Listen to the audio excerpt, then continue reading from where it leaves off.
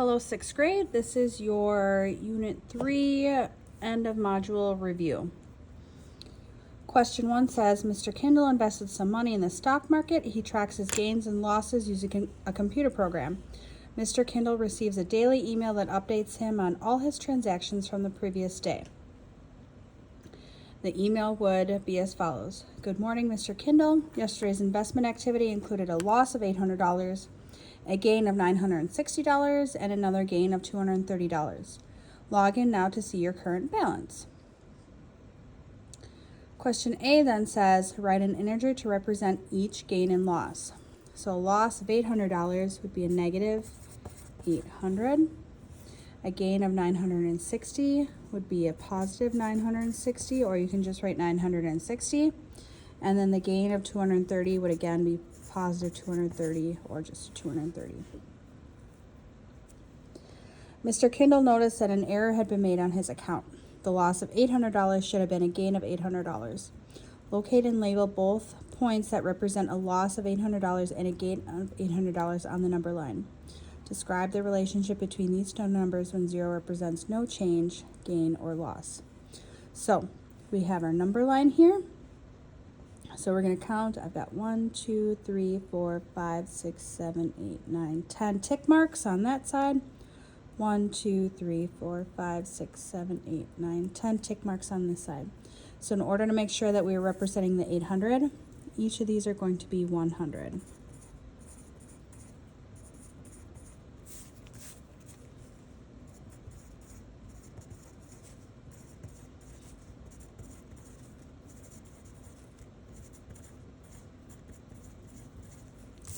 And then we're going to do the same thing going backwards. So this is going to be a negative 100, negative 200, negative 300.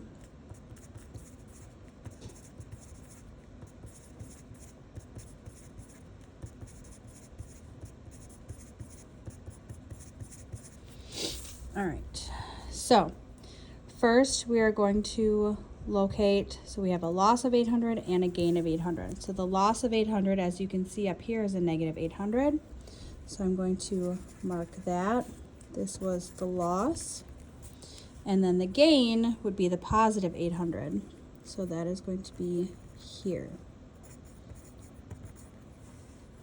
So to describe the relationship between these two numbers. The relationship is they are the exact opposite. So they're the same distance from 0 to that point. I'm sorry, I didn't put enough room here.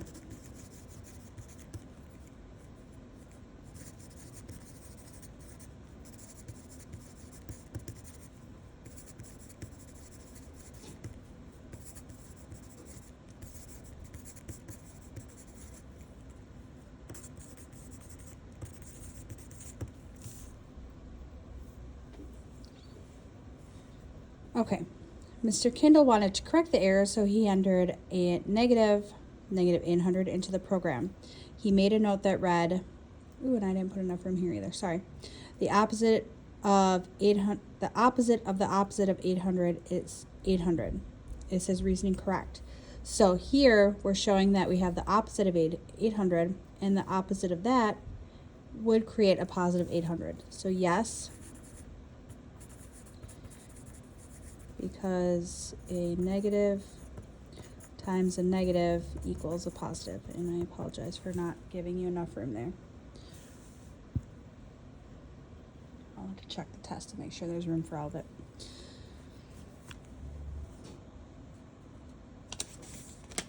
Grab that now. Okay,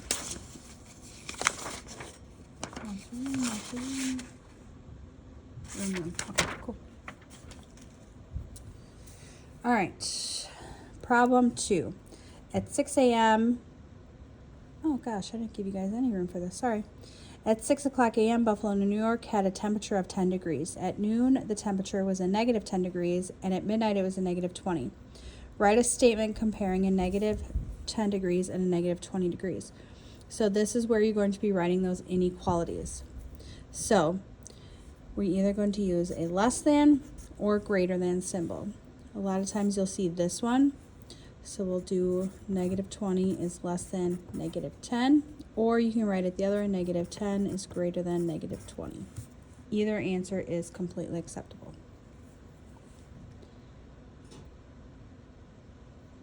Write an inequality statement that shows the relationship between the three recorded temperatures. Which temperature is the warmest? So we're going to be looking at 10, negative 10, and negative 20. So we already have these two. So I have a negative 20 degrees is less than 10 degrees is less than, negative 20 degrees is less than a negative 10, which is less than 10. All right, explain how to use absolute value to find the number of degrees below the temperature at noon.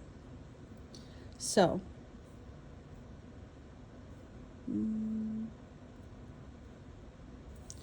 you're just essentially counting the degrees from 0 to the temperature.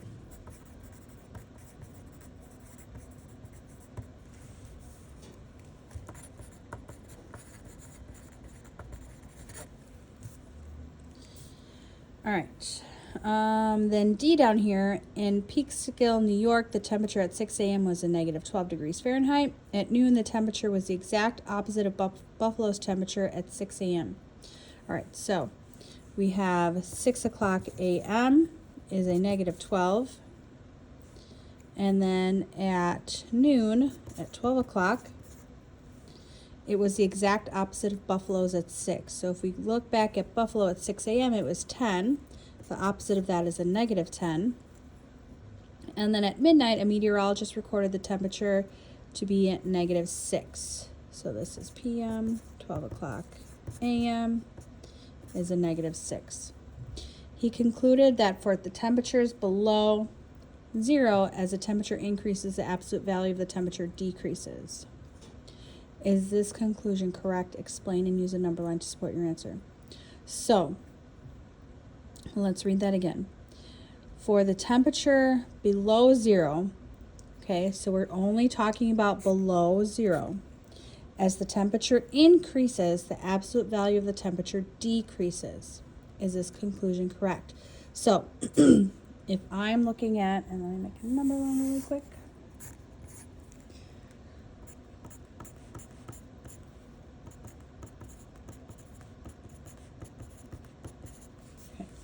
So let's say that the temperature is a negative 5 degrees. And as the day goes on, the temperature increases. So later it's a negative 2 degrees. So we're getting warmer from a negative 5 to a negative 2.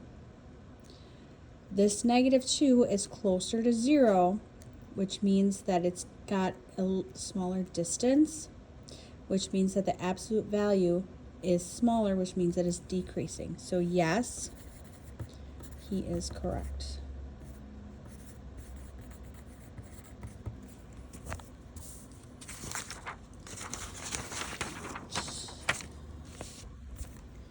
Question 3. Choose an integer between 0 and 5 on a number line and label that point P.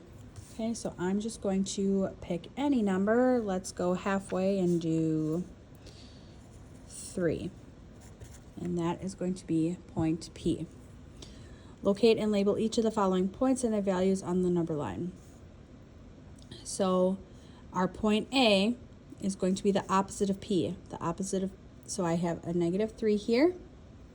The opposite is going to be a positive 3. So that is point A. B is going to be a number less than point P. So something less is going to be smaller. So as we move to the left, we're always going to get smaller. So it doesn't matter where we start.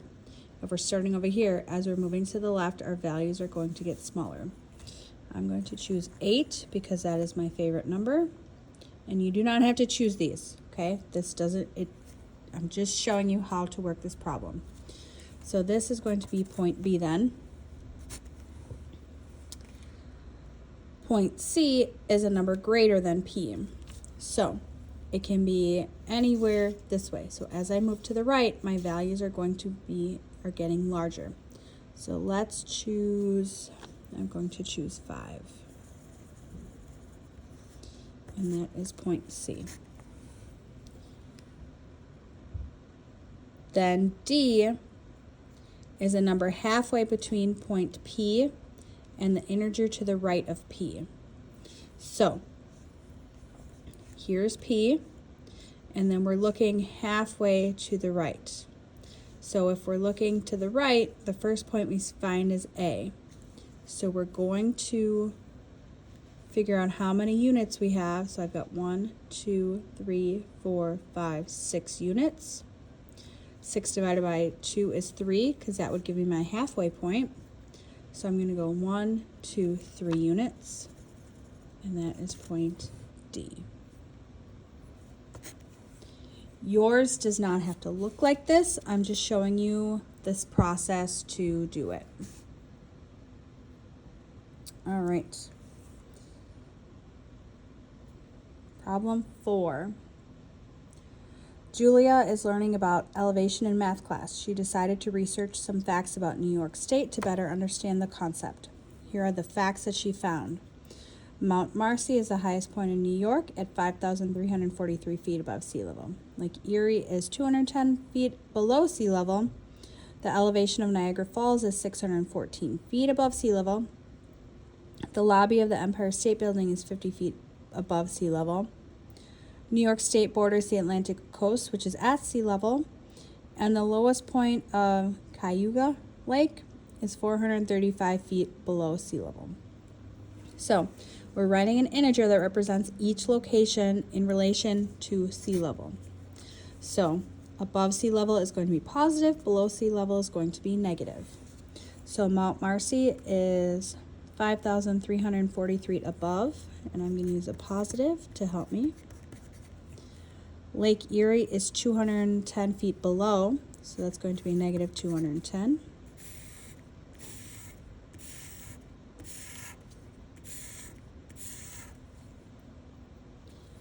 Niagara Falls is 614 feet above, so a positive 614. The Empire State Building lobby is 50 feet above, so it's a positive 50.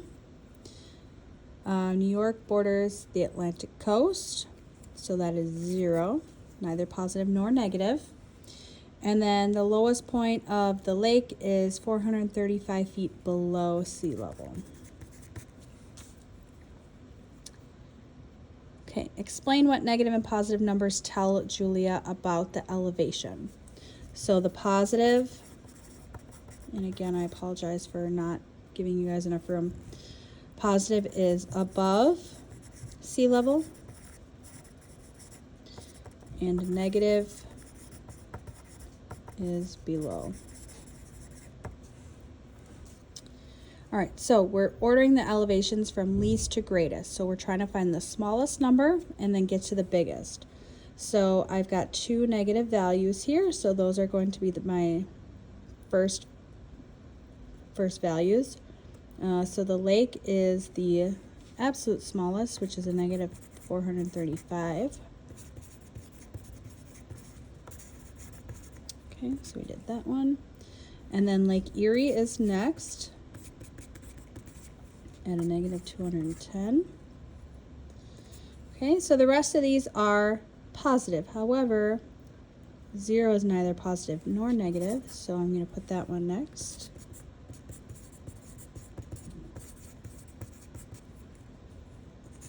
And then I'm just going to start looking at the rest of my positive values. So I have a 50, 614, 5,343. So the Empire State Building is going to be next.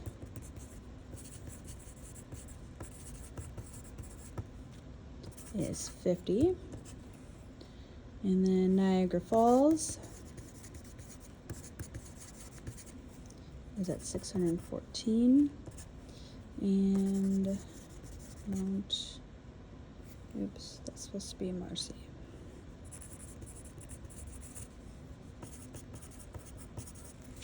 Okay, so our chart is filled in. Question D, I'm just going to put C above. says circle the row that represents sea level. So sea level is the Atlantic coast, which has an elevation of 0. All right, question 5.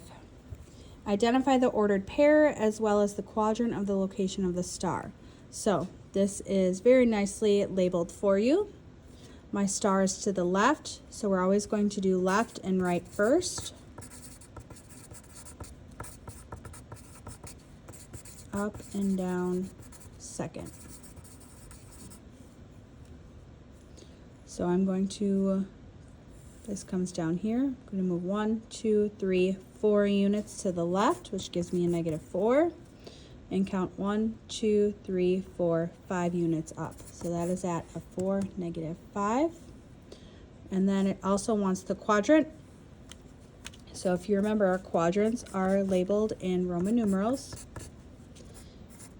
And they start at the upper and go counterclockwise. So that is in quadrant 2.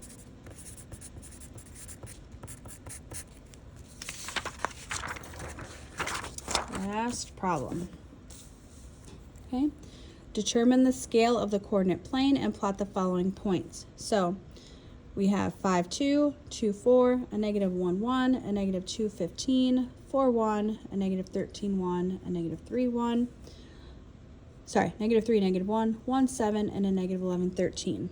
So I see a 15 here. I see a -13, 13, -11. So those are my biggest values. And they are located both in my X and my Y. So I'm going to need something that's at least 15 wide and 15 up and down. So let's see how many we have. I've got 1, 2, 3, 4, 5, 6, 7, 8, 9, 10, 11, 12. Not quite big enough. Let's count up as well. 1, 2, 3, 4, 5, 6, 7, 8, 9, 10, 11, 12. So we have a 12 by 12.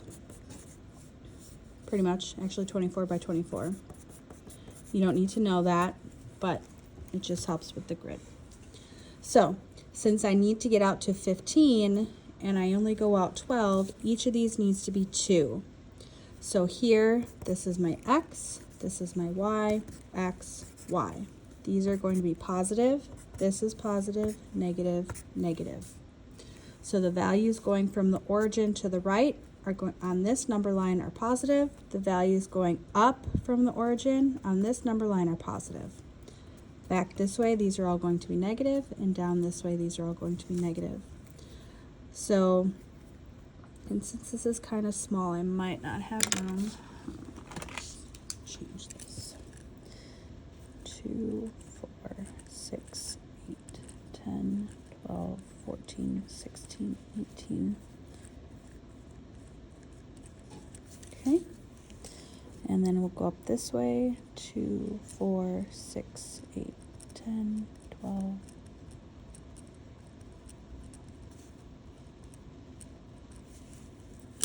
Okay, so these are our positive values, and these are positive values. Now these need to be negative, and these need to be negative. So I'm going to label -2. And actually, I'm going to go out a little bit. 2, 4, 6, 8, -10. 2, 4, 6, 8, -20. Just because I don't have a whole lot of room. And then we'll do the same thing here. So -2, -4, -6, -8. Oops. -10, -12, -14, -16, -18, -20.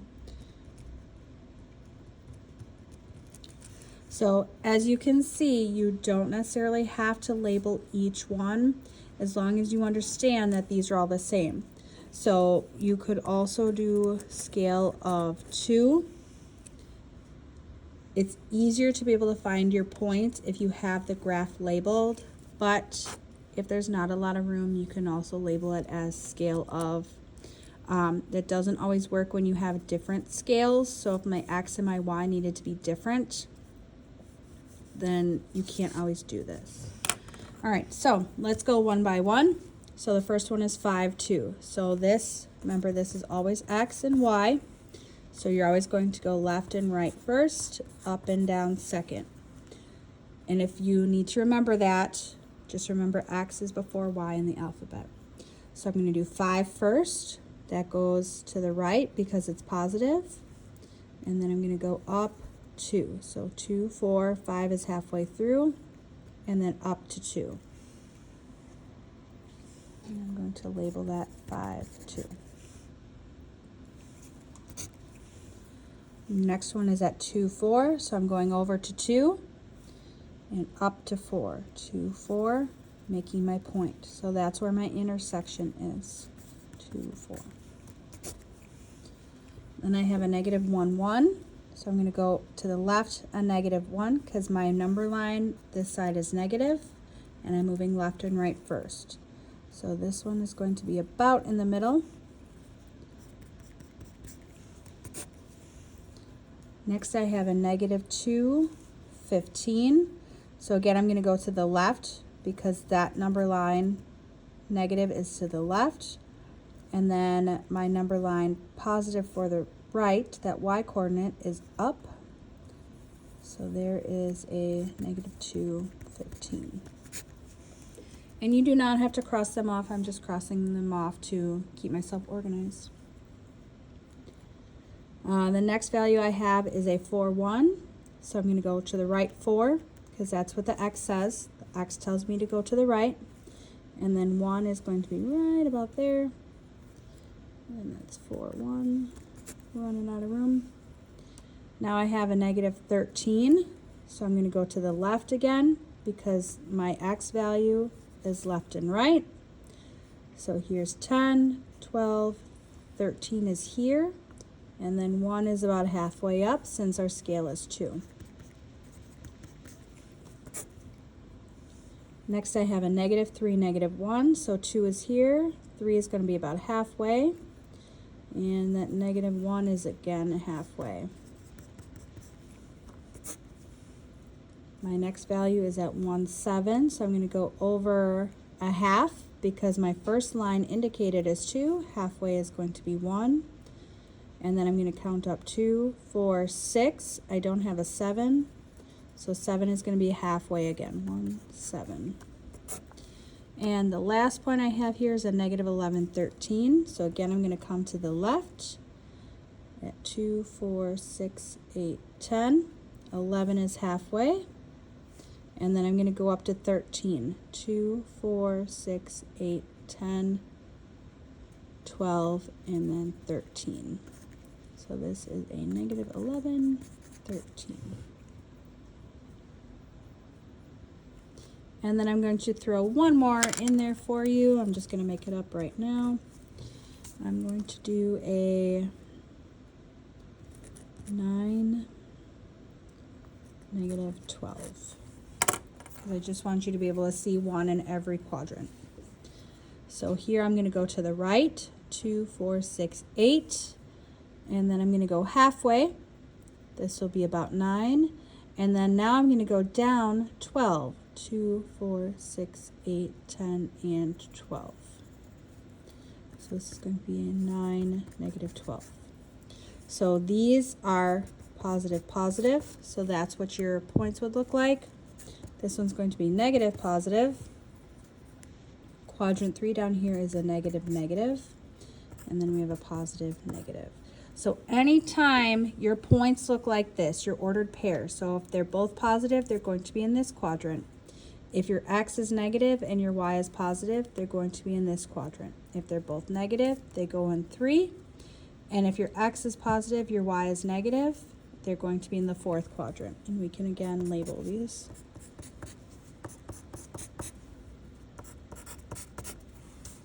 All right, so that is your video. Please let me know what questions you have. Bring your review with you tomorrow for your test, and good luck.